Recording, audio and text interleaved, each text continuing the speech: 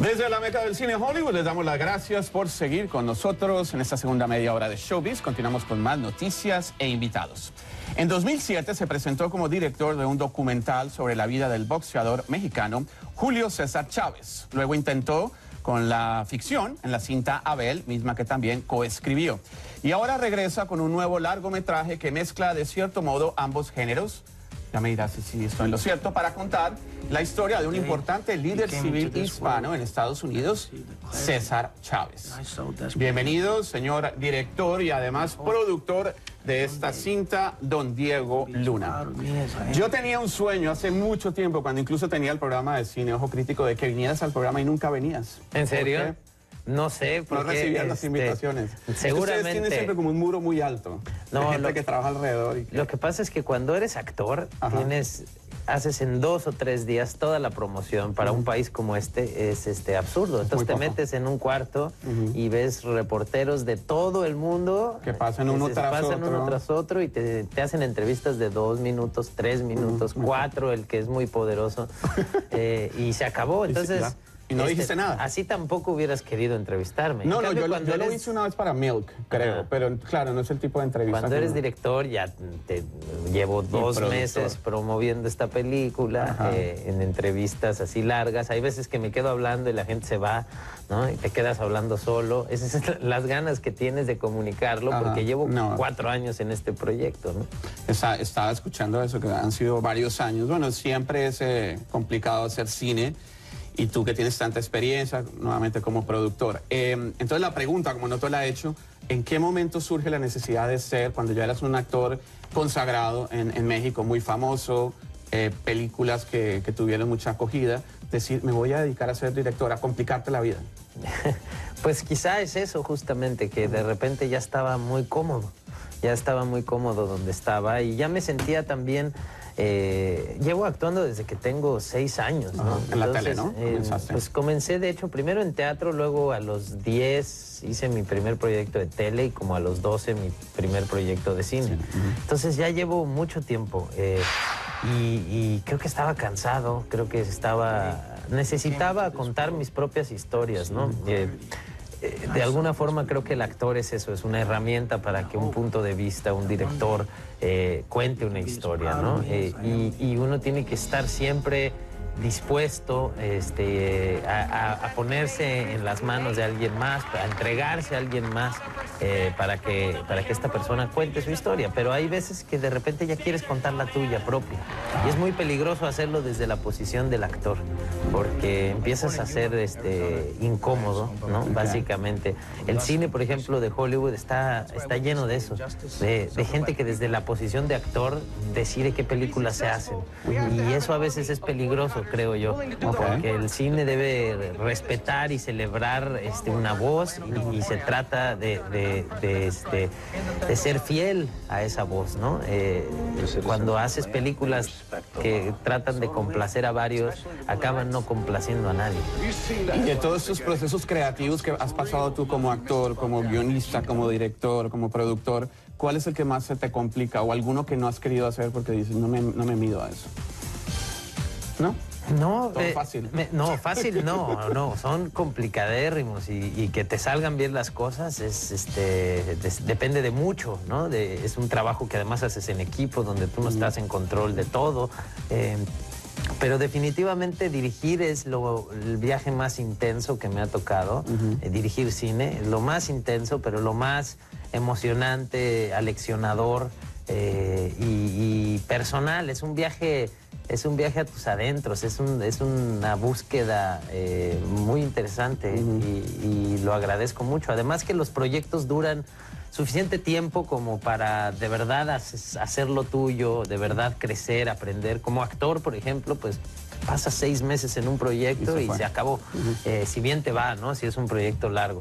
En cambio, como director, eso, pues estás ahí desde que es una idea, la escribes, le das forma, vas, buscas dinero con tus productores, logras armarlo, después vas, lo ejecutas, después vas, editas, reescribes en edición otra vez, y después empieza todo este proceso que es hablar y defender tu película y platicar y tratar de emocionar a la gente, y después se estrena y ahí ya se acaba, ¿no?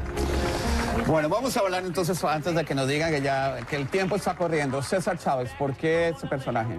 ¿Qué te interesa a ti? Que no es, bueno, es de sangre, o fue, porque él ya murió hace mucho tiempo, pero no es realmente mexicano, sí nació en Arizona, ¿verdad? Creo.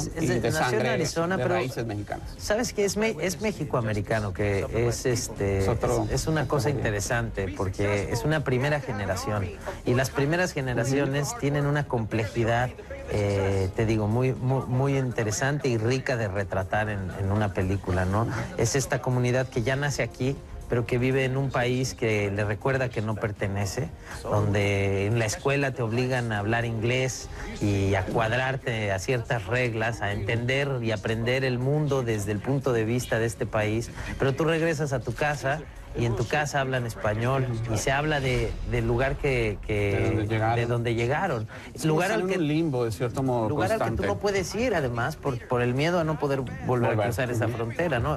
Con Michael Peña, que es el protagonista de César Chávez, hablé mucho de esto, porque a él le tocó vivir, a él le tocó ser una primera generación en Chicago y está representando a César Chávez, que es el líder campesino y sindical de este movimiento que hoy sigue vivo, y es interesante a través de esta película reflexionar en qué está pasando hoy en el campo, qué está pasando con esa comunidad, y me daba a mí la oportunidad de hacer una película de este lado de la frontera, en Estados Unidos, que siguiera teniendo que ver conmigo.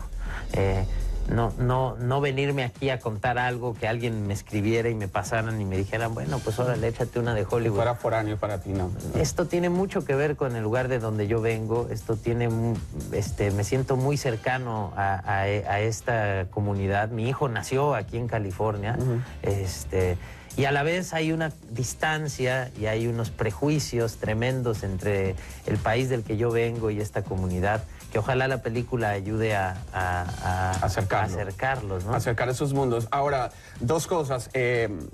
César Chávez en un momento defendía a los suyos y también criticó a los que llamaba ilegales, que eso está mal dicho. Wetbacks es una palabra muy fuerte, que quiere decir, bueno, los mojados. Eso se adaptó luego entre la comunidad hispana de Estados Unidos. Eso no lo muestra. Sin embargo, pues porque ya cambió a lo largo de su vida y dijo, vamos a defender a los que realmente necesitan, no importa si hay papeles o no de por medio. Pero no es tan así, y sí lo mencionamos en la película. Sí, hay un momento donde ellos deciden irse al boicot. Y se deciden ir al boicot porque los trabajadores del campo, a pesar de que habían ya cancelado el programa Bracero, los trabajadores del campo seguían trayendo trabajadores indocumentados de México, que los traían por temporadas, nada más para romper las huelgas. Para romper las huelgas que el sindicato estaba haciendo. Lo que nadie dice, por ejemplo, es que desde el día 1 hasta la fecha, el sindicato representa a trabajadores sin documentos.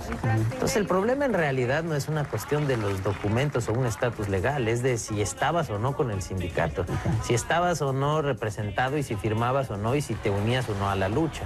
Y ese ángulo se ha transgiversado porque además, cuando ves las cosas en el contexto en el que a ellos les tocó, es muy distinto al contexto que nos tocó ahora. O sea, el otro día platicando, no sé si tengo tiempo de seguir así. Ya me están diciendo, pero yo no quisiera, yo quisiera que sigan. Cortar? Pero bueno, dame la idea. Bueno, es que el otro día yo decía, si hoy yo hago una película de mi mamá con su panza cuando estaba embarazada, yo vi una foto de ella con una copa de vino y un cenicero con un cigarro aquí.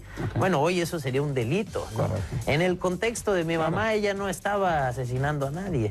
Entonces, creo que hay que analizar el tema justo desde el contexto en el que estaban. Estaban en medio de una huelga y los dueños de la tierra estaban utilizando la necesidad de los trabajadores mexicanos para romper sus huelgas y pagarles mucho menos que lo que exigía la huelga. Entonces, es interesante, y eso sí lo retratamos en la película, ver cómo el dueño de la tierra confrontó a estas dos comunidades y se hizo para atrás, ¿no? Al punto que lo que a mí me parece que es muy festejable es que esto detonó un boicot. Es que dijeron, bueno, si las huelgas no van a ser la herramienta, entonces lo que va a hacer es que vamos a ir a hablar con el consumidor y le vamos a ir a contar de qué está haciendo parte. Y este país reaccionó, Estados Unidos entero reaccionó y el boicot colapsó a esta industria. Y para mí, pues esa es una historia maravillosa de contar. Y finalmente, Diego, tú que ya has estudiado tanto tiempo, 4 años en este proyecto, ¿no le hace falta un César Chávez al movimiento, y rápidamente, al movimiento migratorio de este país? Porque yo no veo que están representados. Son tantos, pero le hace falta, lo que nos hace falta es a todos entender que nuestra responsabilidad dentro de esto, porque es muy fácil decir, ay, necesitamos que venga un líder, y lo que César Chávez vino a decirles a todos es, el cambio está en sus manos, de lo que se necesita es que ustedes se involucren. Y hoy hay un país que vive consumiendo los frutos del trabajo de una comunidad que no goza de los derechos mínimos. Pero nosotros consumidores somos parte de esa cadena, ¿no? Y cómo es que aceptamos esta nueva forma de esclavitud, ¿no? Donde decidimos ignorar y no comprometernos, ¿no? Es una cosa que tiene que suceder en el país de la libertad, ¿no? Y hubiese querido que estuviste hasta en la Casa Blanca presentando la película, a ver si te había dicho algo del presidente Barack Obama, etcétera, pero será la próxima vez. Ojalá. Será la próxima vez porque... Que le vaya muy bien a la película, porque, por ejemplo, Eugenio Derbez, cuando tuvo este gran golpe que dio en la taquilla, a la siguiente semana lo volvieron a traer de México y sigue promocionando y es una buena estrategia. Así que ojalá vuelvas. Ojalá sea así. Bueno, era Diego Luna, su película César Chávez, protagonizada, ya lo dijo por Michael Peña, perdón, se estrena este fin de semana en Estados Unidos y en mayo ya llega a México.